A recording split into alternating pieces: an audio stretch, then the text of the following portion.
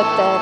Pripun Mbak Suci? Becak ngoten niku lho dijak nyanyi bareng kok ya malah. Lah kula niku mboten patiya kulina numpaki becak kok. Oh ngoten. Lah kulinane napa? Kula niku numpaki ning sak liyane becak. Jarane. Kudane. Becak mboten ngangge jaran. Ya menawa delman. Oh delman. Kono becake beda cayo. Oh becake beda. Becake ndak ditemek. Nah. Oh ngoten. Ora kok aneh suara nak plek ngono ora ono kok. Ora ono. Ah. Jan unik jenengane. Mbak Suci. Dalem. Derek bingah. Nggih. Derek para kadang Eka musik sowan wonten pidhalemipun Bapak Santoso Ibu Siti Andayani. Nggih. Jurung pamuji kunjuk pinanganten Sarimbit. Mbak Sofia Arum Andani kalian Bagus Korda Ibnu Dila. Iya. Mugi pinanganten kekalih anggenipun kepareng lumban wonten madyan Branagung. Nggih. Mugi tansah manggih kabegjan kamulyan wiwit donya temenging belahan. Satu masa kita dados keluarga yang sakinah mawaddah warahmah.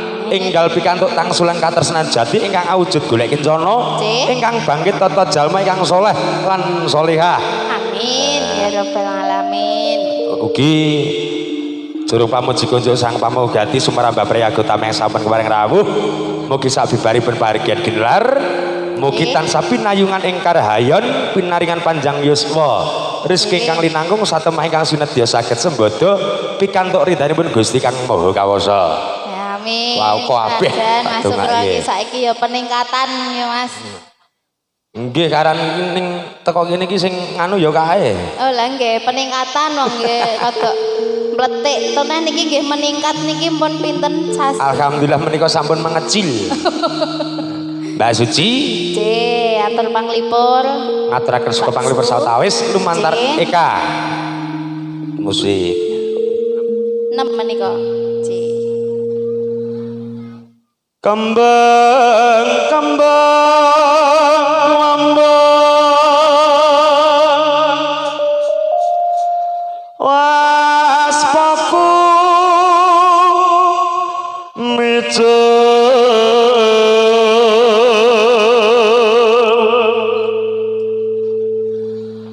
pasrahkan kuasa nerima pandu mengtu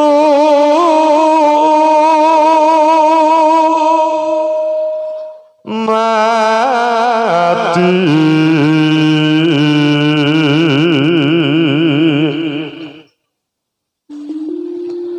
timbang andhen dawa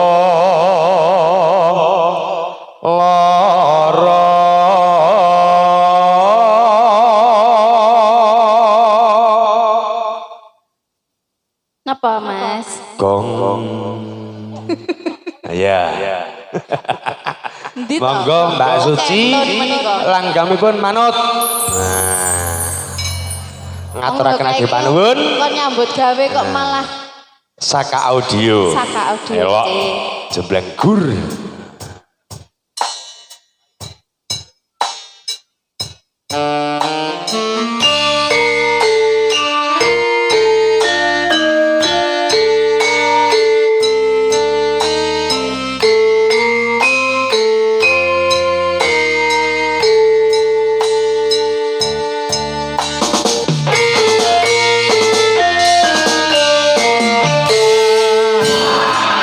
Sumil